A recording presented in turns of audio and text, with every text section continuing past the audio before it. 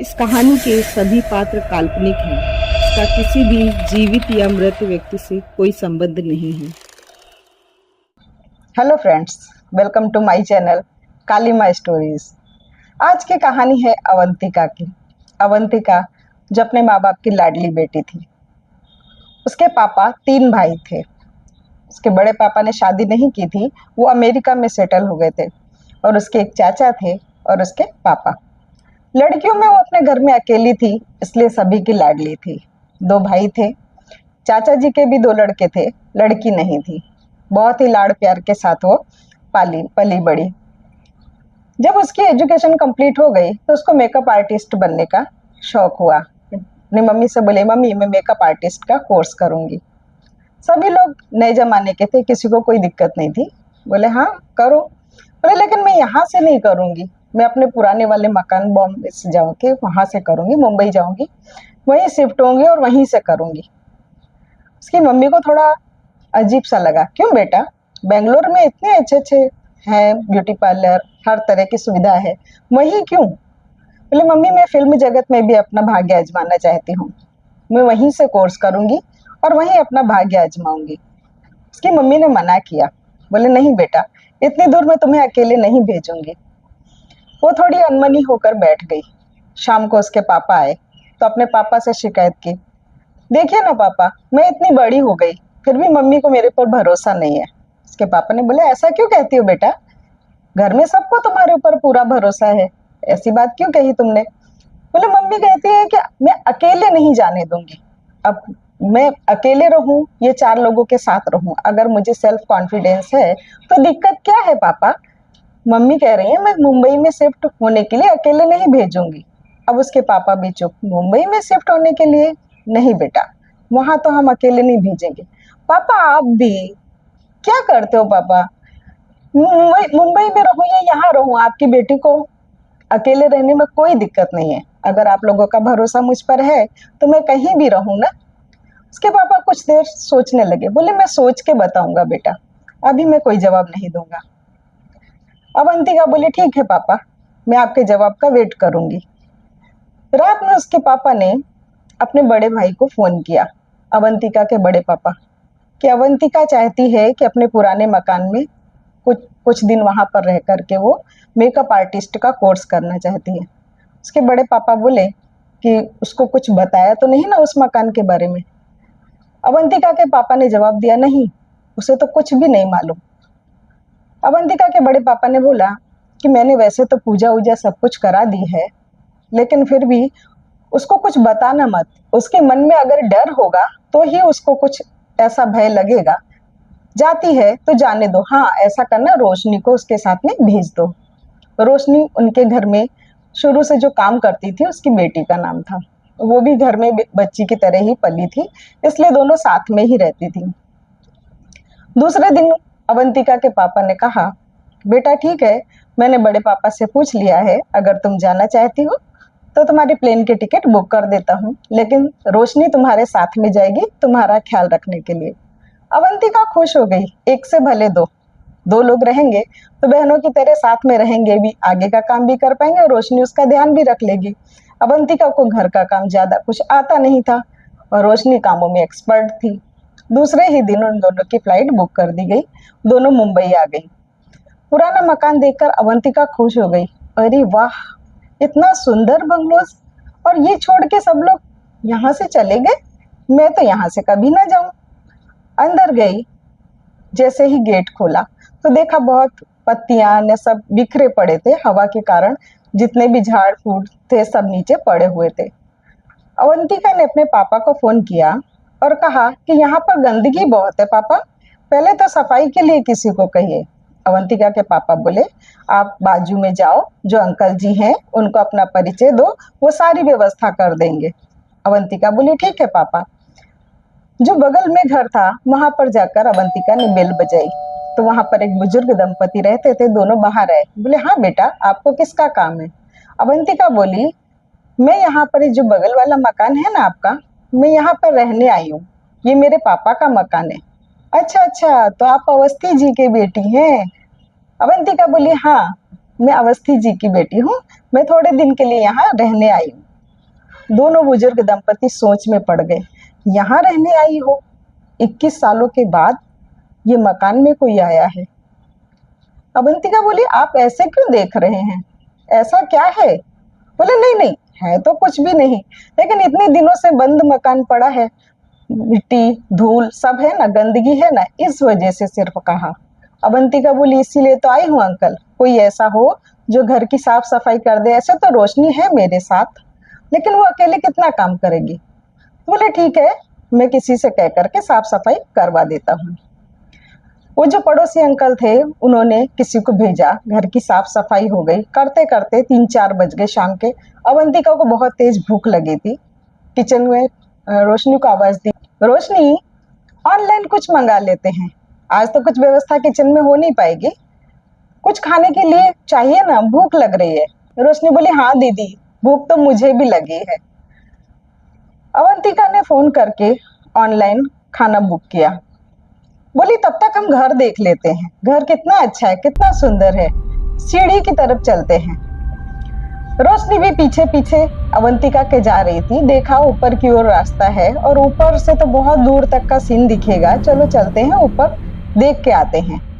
इतने में देखा रोशनी तो सबसे ऊपर खड़ी है। बोली, आओ दीदी, ऊपर आ जाओ। अवंतिका ने सोचा, सीढ़ी इतनी पतली, मैं चढ़ रही थी, ये मेरे से पहले कब चढ़ गई। अवंतिका बोली, तुम ऊपर कब गई? बोली, आपसे पहले, मैं तो हर जगह आपसे पहले हूँ। अवंतिका को गुस्सा आई। बोली, तुम अभी नीचे थी और अब बोल रही हो आपसे पहले। तब तक नीचे से आवाज आई, दीदी किससे बात कर रही हो? अवंतिका ने पीछे मुड़ के देखा तो रोशनी खड़ी थी। बोली, ये क्या खेल खेल रही हो? अभी ऊपर से आवाज दे रही थी, अब नीचे से आवाज दे रही हो।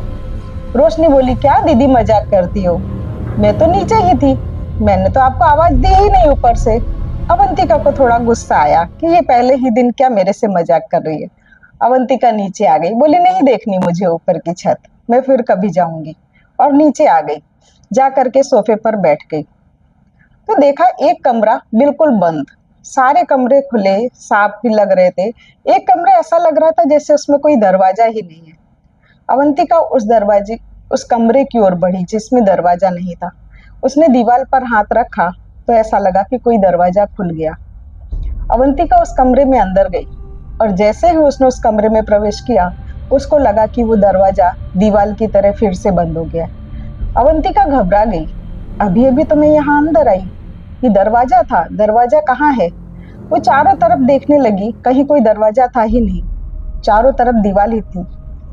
अवंतिका जोर जोर से चिल्लाने लगी, रोशनी, मजाक नहीं, बाहर से दरवाजा खोलो, रोशनी खोलो दरवाजा, मुझे अकेले डर लगता है। तब तक रोशनी दौड़ती दौड़ती आई और दरवाजा खोला। बोली, क्या हुआ दीदी? बोली, ये कैसा कमरा है, कैसा घर है, इसमें तो दरवाजा दिखता ही नहीं।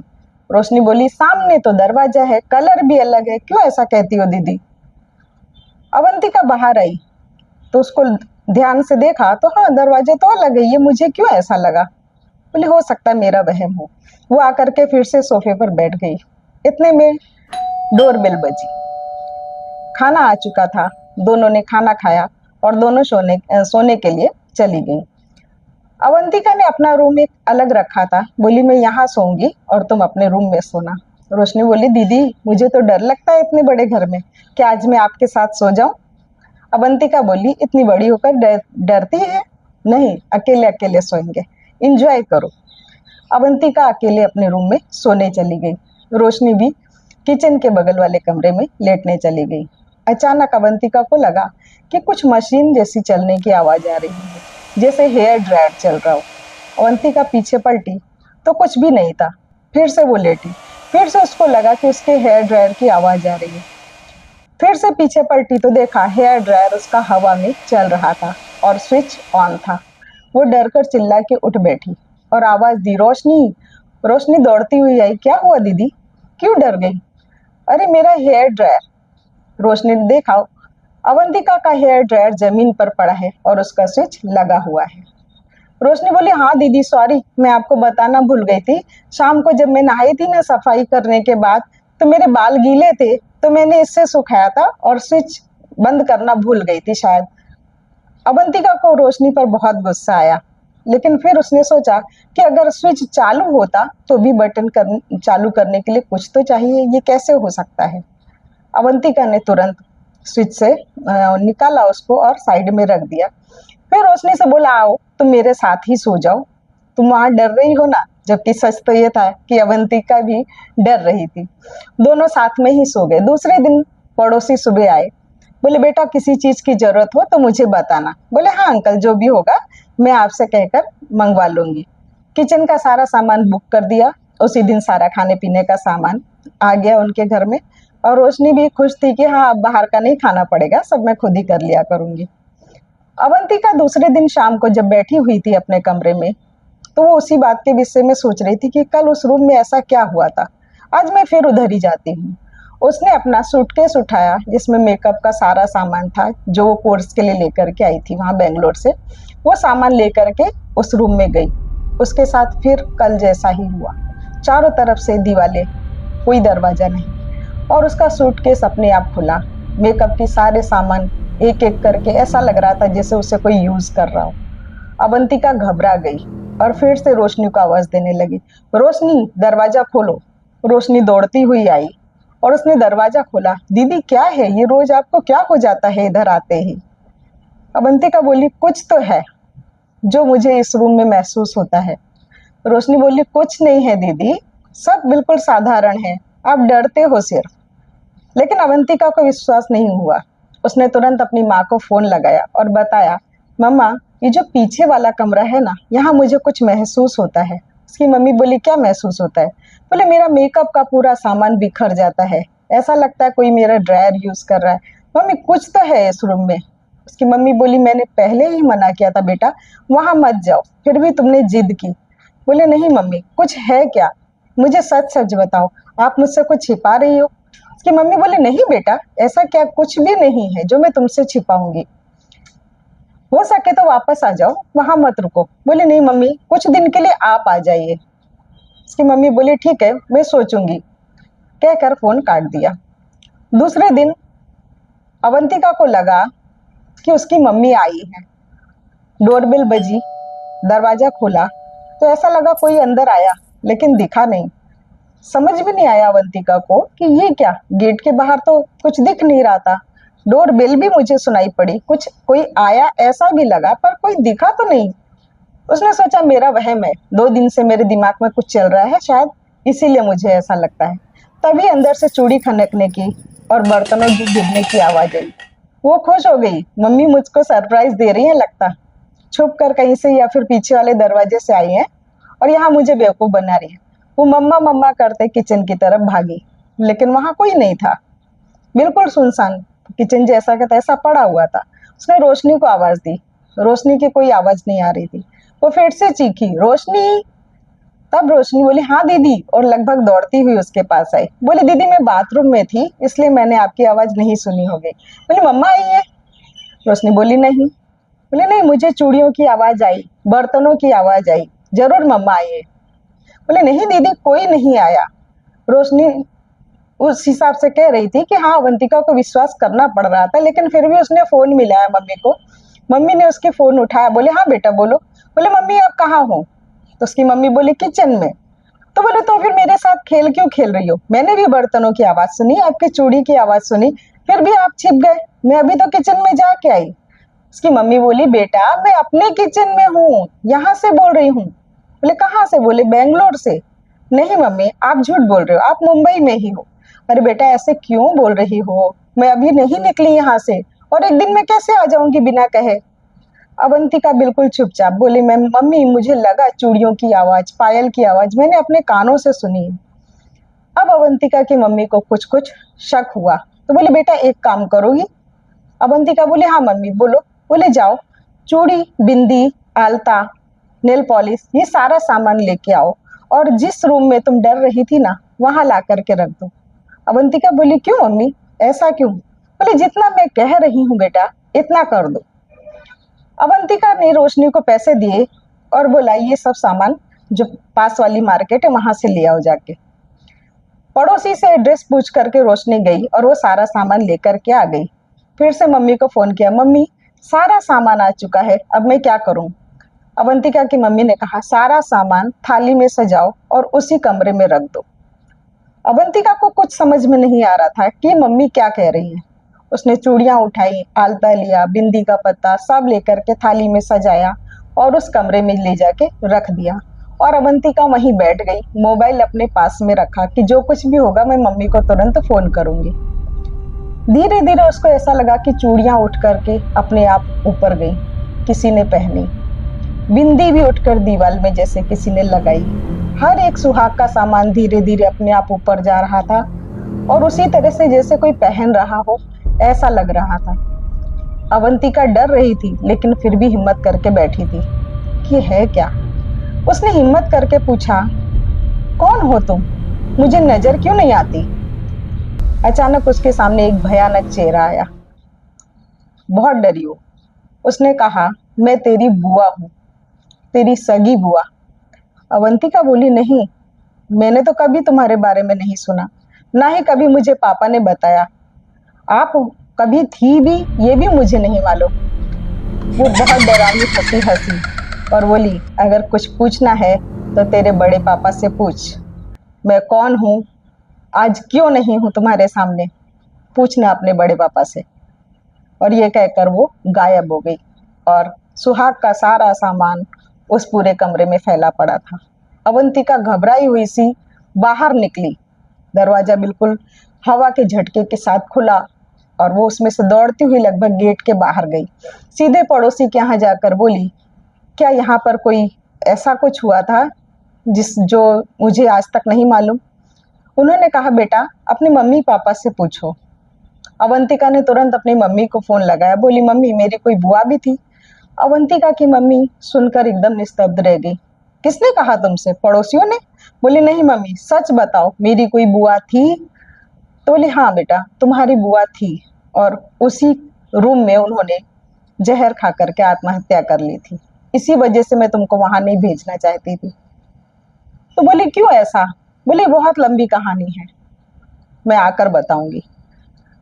3-4 दिन बाद उसके मम्मी पापा वहां पर आ गए। इस बीच अवंतिका की हालत बहुत बिगड़ने लगी थी।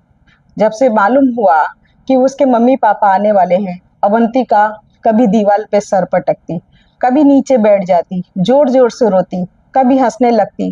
रोशनी परेशान कि इसको क्या हुआ है, लगता है इतना डर गई है। रह रह के फोन करती, आंटी अंकल जल्दी आ जाइए, दीदी की तबीयत सही नहीं है, प्लीज जल्दी आइए, मैं दीदी को नहीं संभाल पा रही हूँ। जब तक अवंतिका के मम्मी पापा आते, अवंतिका की तबीयत बहुत बिगड़ गई थी। उसके मम्मी पापा ने उसको ले जाके एक जगह पर दिखाया तो तुरंत वो आत्मा अवंतिका के ऊपर आ गई। बोले, मैं इसे नहीं छोड़ूंगी, तुम लोगों ने मेरी जिंदगी बर्बाद की थी ना, अब मालूम पड़ेगा जब अपनी बेटी पर बीतेगी। पुजारी जी ने कहा, क्या बात क्या है, आखिर ऐसा क्या है जो ये तुम लोगों से बदला लेना चाहती है। वो बोली, अवंतिका अपने रूप में आई, विकराल रूप में, बाल खुले बिल्कुल, आंखें बाहर जैसे निकल जाएंगी, चेहरा बिल्कुल भयानक। बोली, मुझसे पूछ, मैं बताती हूँ। मैं इसकी सबसे छोटी बहन थी, सौतेली बहन। हम दोनों का बाप एक था लेकिन माँ अलग। इसके पिता के सिर्फ ये 3 संतानें थी। मेरी माँ की मैं अकेली बेटी थी। मेरी माँ ने भी दूसरी शादी की थी और इसके पिता की भी दूसरी शादी थी, पर इन लोगों ने कभी मुझे सगी बहन के समान समझा ही नहीं। मैं जिस लड़के से प्यार करती थी, इन तीनों ने उसको मारा और मुझे घर में बंद कर दिया, मेरी शादी नहीं होने दी और इसी वजह से मैंने जहर खाकर आत्महत्या कर ली थी। तभी सोच लिया था कि इनके घर में जो बेटी आएगी उसे मैं कभी जिंदा नहीं छोड़ूंगी और आज मुझे वो मौका मिला है कि मैं अवंतिका को अपने साथ ले जाऊं। उसके पापा ने बोला, जो किया गया था वो तुम्हारी भलाई के लिए था, लेकिन तुम समझती क्यों नहीं। मैं अभी आपसे बात करवाता हूँ बड़े भैया की। बोली, मुझे किसी से बात नहीं करनी, मैं सच्चाई जानती हूँ। तब तक उसके बड़े पापा का फोन आया, जैसे किसी ने उनको बोला हो कि घर पर फोन करो। बोले, क्या कुछ वहाँ गड़बड़ है, मुझे अचानक ऐसा महसूस हुआ। बोले, हाँ भैया ऐसी ऐसी बात है। उसके बड़े पापा दूसरे ही दिन फ्लाइट से सीधे अवंतिका के घर पर आए। अवंतिका की हालत बहुत ही खराब थी और वो अपने बड़े पापा की लाडली थी। उसको देख करके उसके बड़े पापा को रोना आ गया। तब तक अवंतिका अपने उसी रूप में आ गई। घर से उसको मंदिर तक ले जाना मुश्किल था। बोले तू आ गया ना, तुझसे ही तो बदला लेना था मुझे। बहुत लाडली है ना ये तेरी, काश कि तूने कभी मुझे इतना लाड किया होता। उसके बड़े पापा बोले मैंने तुझे भी उतना ही लाड किया मेरी लाडो, लेकिन तू समझी ही नहीं।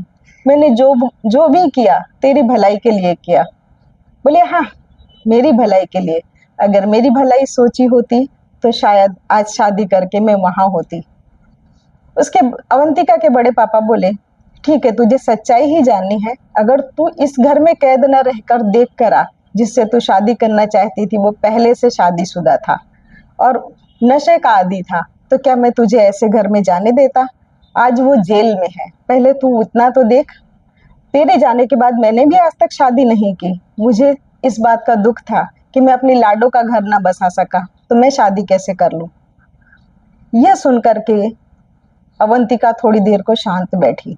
फिर बोली तू मुझे गुमराह नहीं कर सकता, मैं इसको तो अपने साथ लेकर ही जाऊंगी। किसी तरह से अवंतिका को लेकर के वो लोग मंदिर गए। मंदिर में पुजारी जी ने उसको शांत करते हुए कहा आखिर तुम चाहती क्या हो? मैं चाहती कुछ नहीं, मैं सिर्फ इस लड़की को अपने साथ ले जाना चाहती हूँ, क्योंकि इन लोगों ने मेरे साथ जो किया है, इनको दुख हो, पता चले कि हाँ जब अपनी बेटी के साथ ऐसा होता है तो क्या गुजरती है। पुजारी जी बोले क्या इन लोगों ने तुम्हारी जान ली थी? वो बोली नहीं। तो फिर ये बदला कैसे हुआ? इन लोगों ने तो तुम्हारे अच्छे के लिए सोचा, तुम में हिम्मत होती तो लड़ती, क्यों तुमने जहर खाया? ये तुम्हारी भूल थी और तुम इसको ले जा रही हो। बोली जो भी था, मुझे मेरा बदला लेना है। पुजारी जी ने चौकी बिछाई और उसको बीच में बिठाया और उसके चारों ओर सिंदूर से पूरा घेरा कर दिया। बोली जो भी है तो यहाँ से चली जा, इस बच्ची को छोड़ दे। अवंतिका पूरे विकराल रूप में थी, चारों ओर सिर घुमा रही थी, बाल बिल्कुल खुले। बोली नहीं, मैं कहीं नहीं जाऊंगी। और वो खड़ी हुई और खड़ी होकर धाड़ से उसका सिर अवंतिका का सामने की दीवार पर लगा। उसके माथे से खून बहा। सब लोग रोने लगे। बोले इस बच्ची को छोड़ दो, किसी भी तरह छोड़ दो, तुम जो कहोगी वो हम करेंगे। बोले नहीं, मैं नहीं जाने वाली, मैं इसको बिना लिए तो नहीं जाऊंगी। अवंतिका के बड़े पापा हाथ जोड़कर घुटनों के बल बैठ गए। बोले मुझसे जो गलती हुई है उसका तुम मुझे सजा दो, मेरी बच्ची को छोड़ दो। और तुमको अगर देखना ही है तो पता करके आओ, आज वो लड़का जेल में है, उसकी बीबी बच्चे सब बेघर हैं, उसकी शादी पहले ही हो चुकी थी, प्लीज इसको छोड़ दो। बोली सच कह रहे हो? अवंतिका के पापा भी बोले हाँ भैया बिल्कुल सच कह रहे हैं दीदी, हम सबका कोई इरादा नहीं था तुम्हारी जिंदगी बर्बाद करने का, बल्कि हम सब तुम्हारी जिंदगी बचाना चाहते थे। फिर भी वो अपने विकराल रूप में थी, मानने को तैयार ही नहीं थी। तभी पंडित जी ने पीछे से मौली ला करके उसके चारों ओर बांधी। वो बिल्कुल झटके के साथ नीचे गिरी और थोड़ी देर के लिए शांत हो गई। अवंतिका अपने असली रूप में आ गई थी, बहुत ही कमजोर, बहुत ही मरियल सी, बिल्कुल जैसे कि महीनों से बीमार हो। अब पंडित जी ने दूसरी चौकी तैयार करी, माँ काली का पूरा आसन बिछाया और बोला कि अब इसके चारों ओर उतारा करना है और ये लड़की को 2 दिन मंदिर में ही रखना पड़ेगा, मंदिर से बाहर नहीं ले जाएंगे, अंदर ले चलते हैं। अब अवंतिका को अंदर लेकर के गए, उसके मम्मी पापा के साथ में। मंदिर में ही एक कमरा था, वहीं पर रहने की व्यवस्था की गई। 2 दिन अवंतिका को वहां रखा गया, 2 दिन बराबर पूजा चली, तब जा करके कहीं अवंतिका को उससे मुक्ति मिली। और फिर पंडित जी ने घर आकर के उस घर को भी पूरी तरह से कील से, बंधन से मुक्त किया। पूरी पूजा की गई, हवन किया गया, 11 दिन पूजा हुई, तब जा करके उनको उस आत्मा से मुक्ति मिली। दोस्तों आप मेरी कहानी सुनते हैं लेकिन ना ही लाइक करते हैं ना ही कमेंट। अगर अच्छी लगती हो तो प्लीज लाइक कमेंट किया करें, मुझे हौसला मिलेगा। ओके, धन्यवाद। आप सभी का बहुत बहुत धन्यवाद।